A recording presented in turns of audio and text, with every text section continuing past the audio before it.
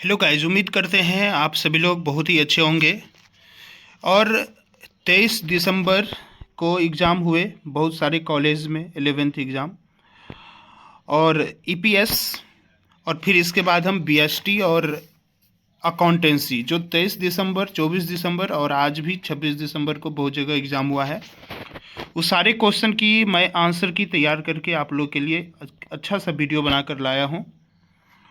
और आप लोग बहुत ही अच्छे से अगर इससे देखेंगे तो बिल्कुल रूप से किसी भी प्रकार की दिक्कत नहीं होगी।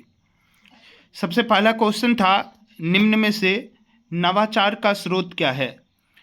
तो देखिए, इसमें सबसे जो ऑप्शन में था वो था knowledge based concept, continuous changes यानी कि निरंतर परिवर्तन, आकस्मिक घटनाएं। इसलिए इसका सही ऑप्शन जो होगा वो होगा इनमें से सभी। इसके बाद अगर आगे चलें तो इसके बाद है व्यवसाय किस प्रकार की क्रिया है? तो व्यवसाय आर्थिक क्रिया है। व्यवसाय को हम आर्थिक क्रिया बोलते हैं बिकॉज व्यवसाय जो है सोशल क्रिया में नहीं आता है, ह्यूमन में नहीं आता है, इकोनॉमिक में ही आएगा। इसलिए व्यवसाय को हम इकोनॉमिक क्रिया के रूप में जानते हैं। किसी किसी को लग रहा होगा कि इनमें से सभी हो सकता है, तो नहीं। व्यवसाय को जब इकोनॉमिक है तो सबसे इम्पोर्टेंट चीज़ होती है business is a economic activity, so you can do your answer as option C. Okay. इसके बाद है प्रत्येक व्यापारी का प्रमुख उद्देश्य सेवा और दूसरा लाभ होना चाहिए। यह कथन किसका है? तो हेनरी फोर्ड जी का ये कथन था। मैंने टिक करा हुआ आंसर में। इसके बाद 4 नंबर क्वेश्चन आया हुआ था कि निम्न में से किसे आचार संहिता में सम्मिलित किया जाता है? तो ये आपका ऑप्शन होगा डी, ए और बी दोनों। चूंकि ए में इंटीग्रिटी जो है सत्यनिष्ठा भी होता है आचार संहिता में, और मोरालिटी नैतिकता भी आता है। इसके बाद क्वेश्चन है, निम्न में से कौन व्यावसायिक क्रिया की विशेषता नहीं है? तो व्यावसायिक क्रिया की विशेषता जो है प्रेजेंस ऑफ रिस्क। जब भी बिजनेस करेंगे तो रिस्क होगा ही होगा। Protection of good and service करना पड़ेगा। लेकिन सैलरी एंड वेजेज जो है ये बिजनेस एक्टिविटी के तहत नहीं आते हैं, तो आप लोग इसे इंक्लूड कर सकते हैं इन योर आंसर। इसके बाद 6 नंबर क्वेश्चन में है, इनोवेशन डज नॉट जनरेट, नवाचार उत्पन्न नहीं करता है। तो नवाचार न्यू प्रोडक्ट को जनरेट करता है, नवीन उत्पाद को, सामग्री के नवीन स्रोत न्यू सोर्सेज ऑफ मटेरियल को भी करता है, new quality of the product को भी करता है, बट ओल्ड मार्केट को कभी ये नहीं करता है generate. So as your answer B is the right answer. Okay. 7 number में है, फिनांस जो है स्रोत किसके हैं? Sources of finances are. तो you have to say in your answer owners capital, loan capital.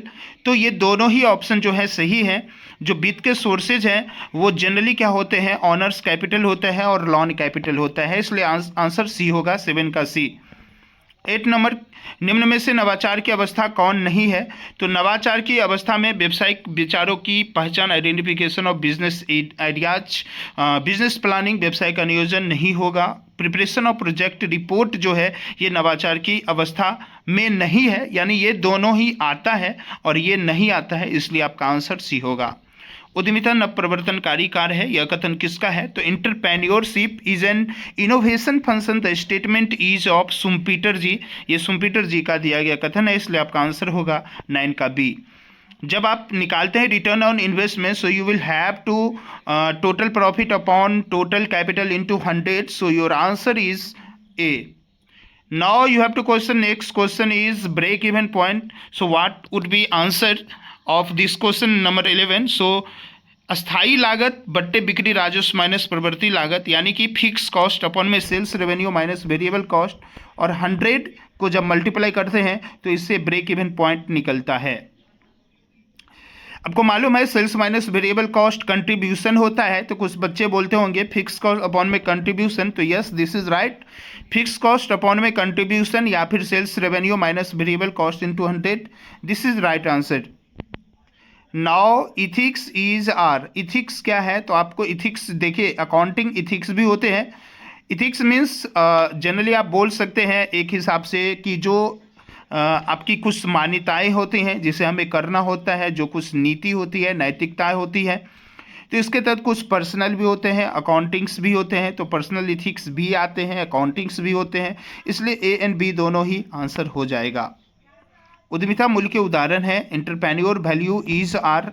तो इंटरप्रेन्योर जो वैल्यू है ये फॉर्म कॉन्फिडेंस, चट्टानी दृढ़ता भी आता है, innovativeness and creativity and to consider work as worship ये भी आएगा, इसलिए आंसर जो है ऑल ऑफ दीज हो जाएगा।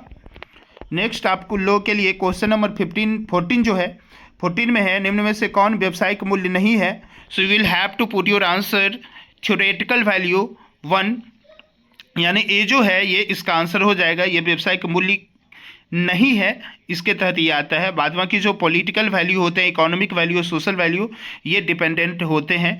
क्योंकि इकोनॉमिकल वैल्यू तो आप जानते ही हैं, सोशल वैल्यू का भी उतना ही इंपॉर्टेंट है, और पॉलिटिकल वैल्यू भी गवर्नमेंट के तहत आता है तो ये भी उतना ही इंपॉर्टेंट है, बट थ्योरेटिकल वैल्यू कुछ भी नहीं होते हैं इसके तहत। इसके बाद है उद्यमिता प्रवृत्ति के क्या उदाहरण है? इंटरप्रेन्योरल एटीट्यूड इज, तो आप लोग को बताना है टेंडेंसी टू इनिशिएट, पहल करने की प्रवृत्ति होनी चाहिए, अवसर तलाशने की प्रवृत्ति भी आएगा, इसलिए आंसर हो जाएगा सी। इसके बाद है types of entrepreneur on the basis of, तो प्योर इंटरप्रेन्योर भी होते हैं और सेल्फ मोटिवेटेड इंटरप्रेन्योर होते हैं, बट इम्प्योर इंटरप्रेन्योर नहीं होते हैं। सो ऑप्शन आएगा ए एंड सी, ये ऑप्शन हो जाएगा ऑप्शन नंबर डी। मास्लो ने अपनी जो नीड्स जो था, जनरली ह्यूमन की जो नीड्स होती है, किस प्रकार से इन्होंने कई सारे इन्होंने बताया हुआ था, साइकोलॉजिकल, इकोनॉमिकल, उसके बाद सुरक्षा से संबंधित, तो ये सारे तो इन्होंने 5 प्रकार से एक ट्रायंगुलर शेप में इन्होंने दिया हुआ है। इसके बाद है जिसमें सबसे कम ज़रूरत वाली जो चीज़ें हैं उससे नीचे में, और सबसे ज़्यादा ज़रूरत वाली चीज़ें जो हैं वो नीचे में दिया गया, और सबसे कम जो लास्ट में जो है सेल्फ स्टीम को इन्होंने रखा हुआ है। इसके बाद निम्न से सुरक्षा संबंधी कौन सी आवश्यकता होती है? तो ये भी मास्लो जी की है, सिक्योरिटी रिलेटेड रिक्वायरमेंट होती है, तो उसके तहत इन्होंने इन सारी चीज़ों को रखा हुआ है। फिजिकल सिक्योरिटी होना चाहिए, इकोनॉमिक होना चाहिए, साइकोलॉजिकल होना चाहिए, ऑल ऑफ दीज होगा। What kind of function of motivation? तो motivation is a kind of direction, तो आप लोग पढ़े होंगे मैनेजमेंट में कहीं ना कहीं डायरेक्शन जो होता है वो मोटिवेशन के तहत आता है, या डायरेक्शन के अंदर में आप लोगों ने मोटिवेशन को पढ़ा हुआ होगा। सो आंसर 19 का सी हो जाएगा। निम्न में से अभिप्रेरित उद्यमी की विशेषता कौन है? तो अभिप्रेरित उद्यमी की विशेषता कूल नेचर होना चाहिए, प्लेयर ऑफ रिस्क होना चाहिए, मैक्सिमम पेटेंस होना चाहिए, और इनमें से ऑल ऑफ सभी, इसलिए ऑप्शन बनता है, तो ऑप्शन होगा डी इसका आंसर। नेतृत्व किस प्रकार की प्रक्रिया है? What types of process is are leadership? तो जो लीडरशिप है वो डायनेमिक भी है, मोशनलेस भी है, और डेमोक्रेटिक भी है। कुछ लोगों को लग रहा होगा, लेकिन जो लीडरशिप प्रोसेस है मोशनलेस निगेटिव हो जाता है, इसलिए इसको ऑप्शन को कट करना है, तो सही ऑप्शन जो होगा वो होगा डायनेमिक और डेमोक्रेटिक, तो बी एंड सी हो जाएगा।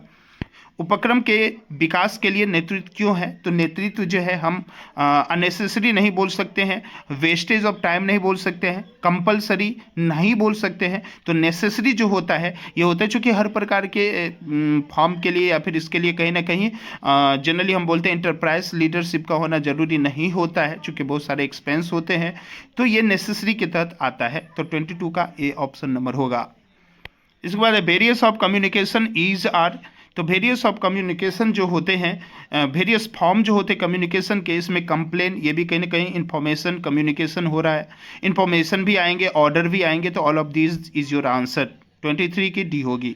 24 अनौपचारिक संदेश वाहन के क्या लक्षण होते हैं? तो अनौपचारिक संदेश वाहन के लक्षण डायरेक्ट ओरल भी होता है, ये फ्लेक्सिबिलिटी होता है, और ये बहुत ही ज़्यादा तेज़ी से होने वाला होता है। इसे अंगुरी लता संप्रेषण के नाम से भी हम लोग जानते हैं, जो ऐसा संदेश वाहन होता है, ग्रेप वाइन कम्युनिकेशन बोलते हैं। So option is your A and B, both and B, 24 की सी हो जाएगा। अब नीचे में अंगुरी लता संप्रेषण श्रृंखला भी आ गया है, तो ये किसके तहत आता है? तो ये जनरली सिंगल स्टैंड चेन में आता है, क्लस्टर में आता है, गॉसिप में आता है, बट एक्चुअली चेन में नहीं आता है। और यहाँ क्वेश्चन पूछ रहा है श्रृंखला कौन प्रकार नहीं है, इसलिए आपके आंसर 25 की डी हो जाएगी। इसके बाद 26 नंबर में पूछा हुआ है प्रभावी संचार की आवश्यक तत्व, essential element of effective communication is are, so you have to put your answer C, because इसके तहत ideal behaviour, clear brief statement आएगा, एन बी दोनों हो जाएगा। इसके बाद है कम्युनिकेशन प्रोसेस इज अ, तो you know that communication never end without two persons, so this is known as two-way communication process. Okay, 9 28 में है, प्लानिंग इज रिलेटेड टू, नियोजन किससे संबंध होता है? तो प्लानिंग में हमें what to do, how to do, when to do करना होता है, क्या करना है, कैसे करना है, कब करना है, कहाँ करना है, किसके लिए करना है, इन सारी बातों को हमें ध्यान में रखना होता है। इसलिए हम बोलते हैं कि नियोजन जो है इनसे सभी ऑल ऑफ दीज आंसर हो जाएगा। भारतीय उद्यमिता विकास संगठन कहाँ स्थापित है? तो भारतीय उद्यमिता विकास संस्थान जो है, एंटरप्रेन्योरशिप डेवलपमेंट ऑर्गेनाइजेशन जो है, इसकी जो मेन ऑफिसेज हैं वो अहमदाबाद गुजरात में स्थित है। विपणन में कितने पी सम्मिलित हैं? तो देखिए बहुत सारे विद्वानों ने अपने अपने शब्दों में कई प्रकार से बोला है, लेकिन इसमें सबसे ज़्यादा कैली, मैकार्थी वगैरह जो हैं, इन्होंने 4 P को बोला है। और ये बहुत इंपॉर्टेंट है क्योंकि इसके तहत प्लेस आता है, प्रमोशन आता है, प्राइस आता है।